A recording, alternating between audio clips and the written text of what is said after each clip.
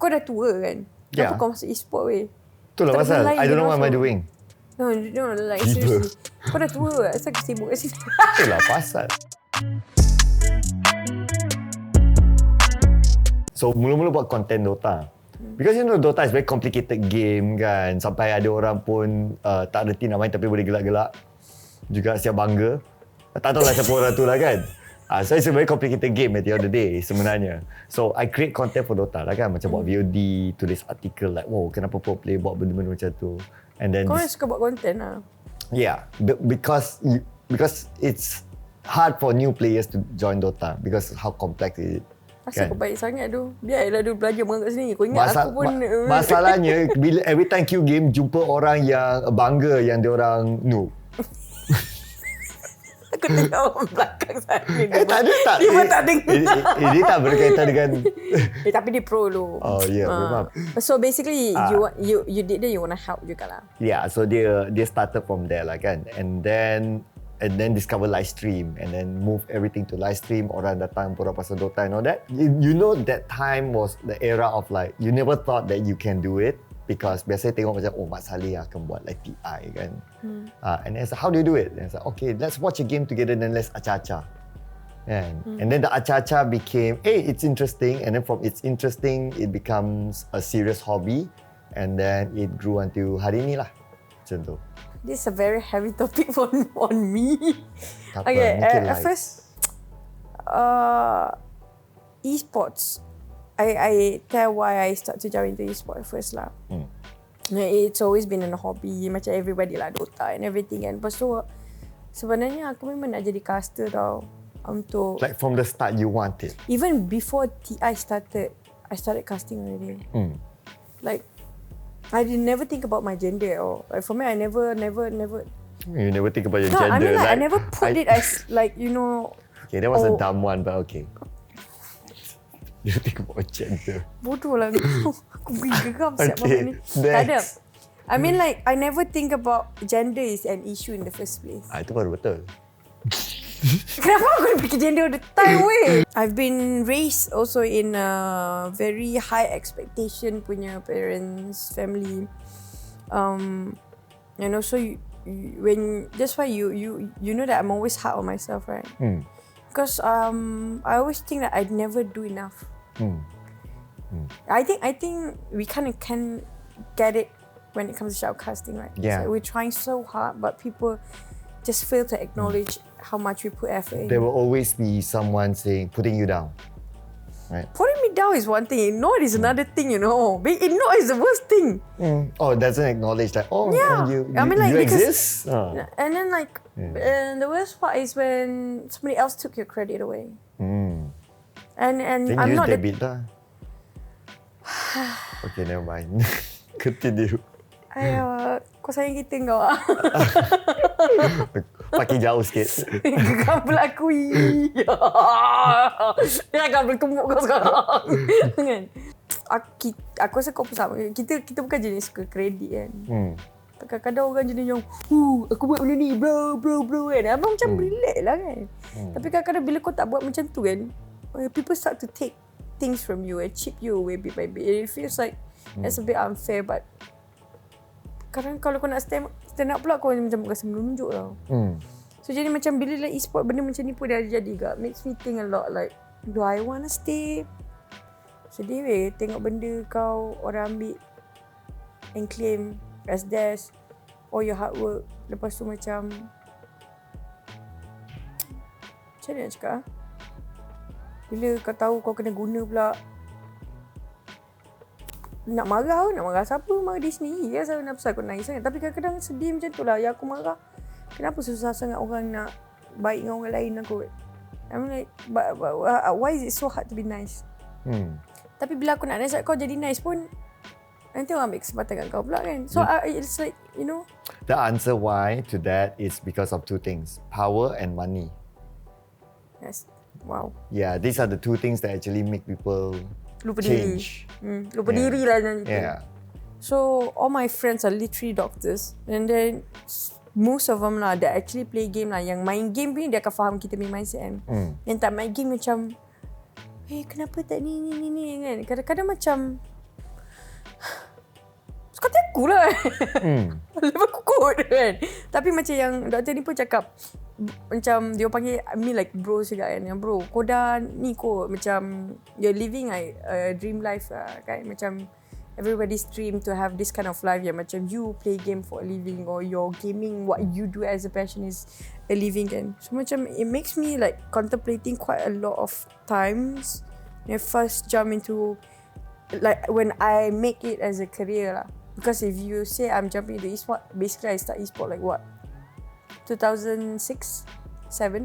I was like, nampak saya gitu tua kan. Kita?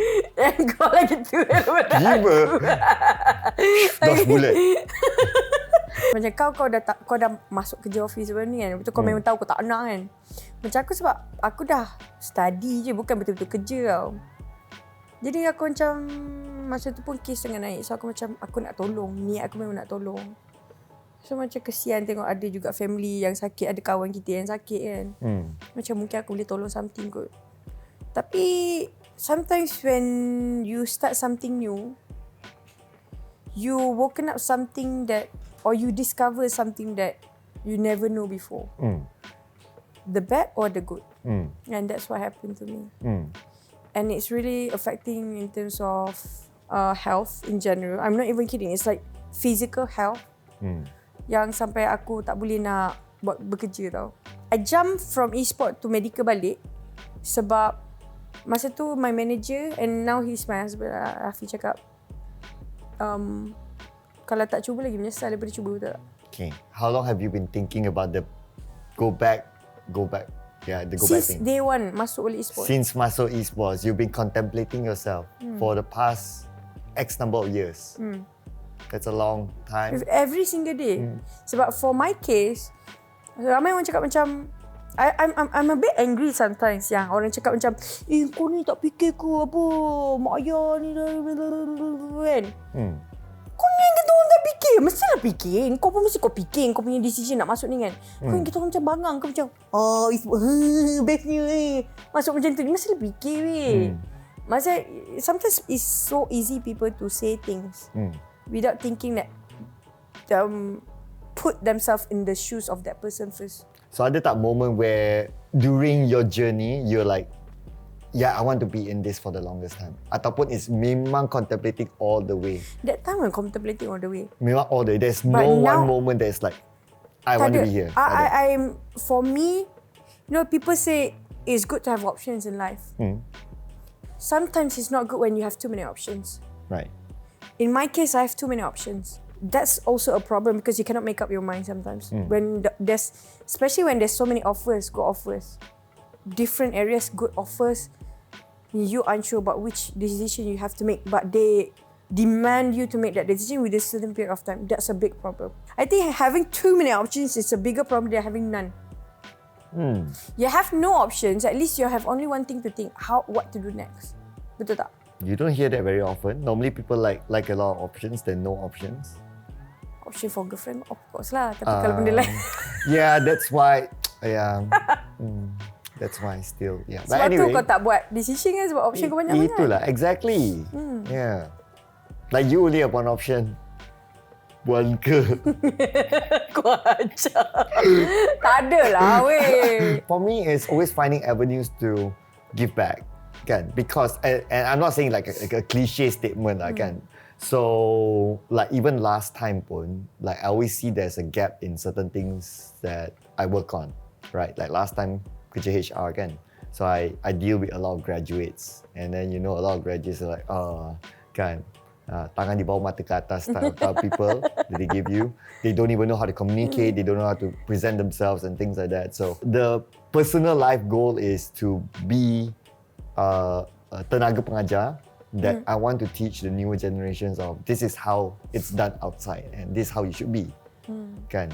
So it's always been that lah. So even like moving to esports pun, I have that same urge to go to that lah. So I don't know if I told you this story before ke tak. So masa kita buat season 1, PMPL season 1 lah kan. Actually that was the time where the pandemic happened and all that lah kan. That was also the time where I lost my job. Juga. Yeah, you told me about. I told you before, kan. So imagine I have to come to the show with someone just told you that you're fired because of the pandemic that time lah kan. Yeah. At first, it was, even after the show, it was still like, what am I going to do with my life? You're in your 30s and then nobody wants to hire you and the pandemic and there's all these factors, yada, and so on. Like, macam-macam benda yang berlaku. And then it was just opportunity after opportunity lah with casting lah kan. It's so just like a flow. It's just that lah.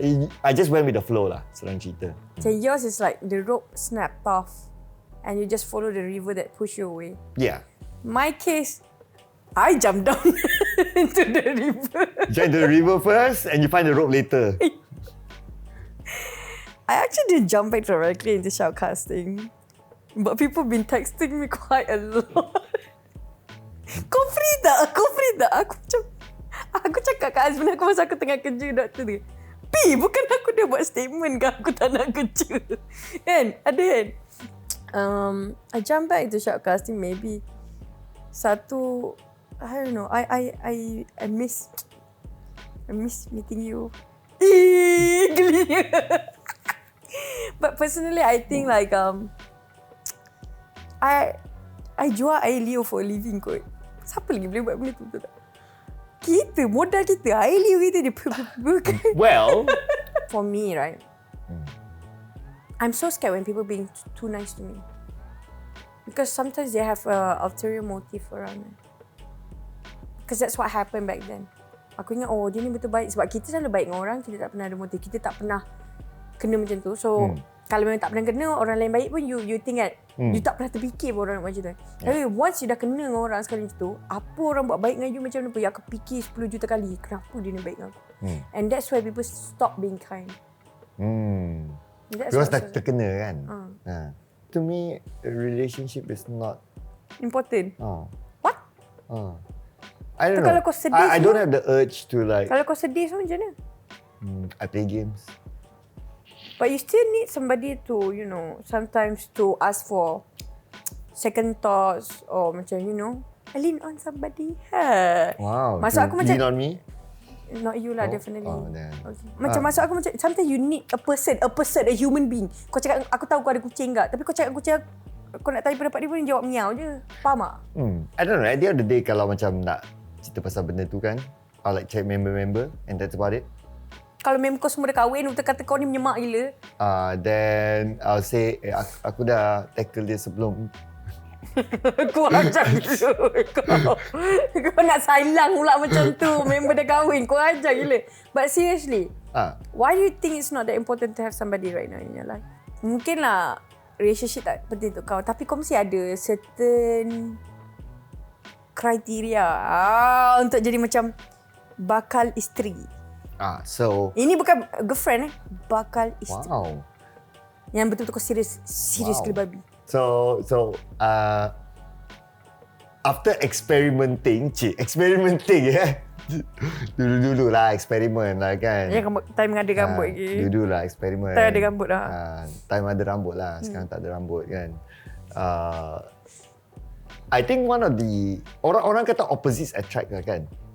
I beg to differ. Dia macam like if you have the same interest lah kan, I think that is the best. So kita start off with gaming lah kan. So if it's like somebody yang layan game as much as I do.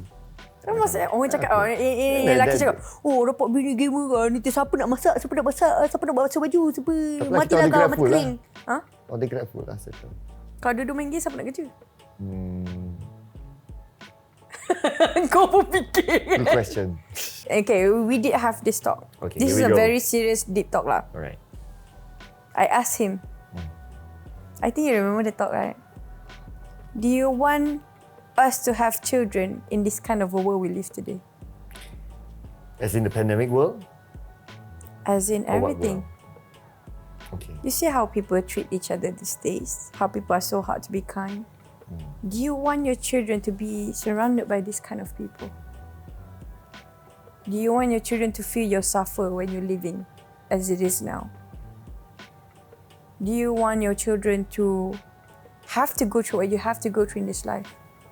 Because it's going to get worse, I'm telling you. It's getting worse. If you compare with your old days until now, it's going to get worse. Do you want them to have to go through that? Because I did have the moment that I question, why do I even exist if life is going to be this hard? You know, I don't want them to have that question.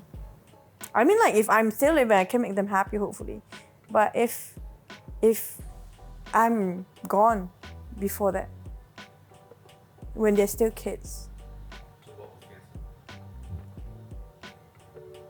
you put it on hold. To be continued. To continue.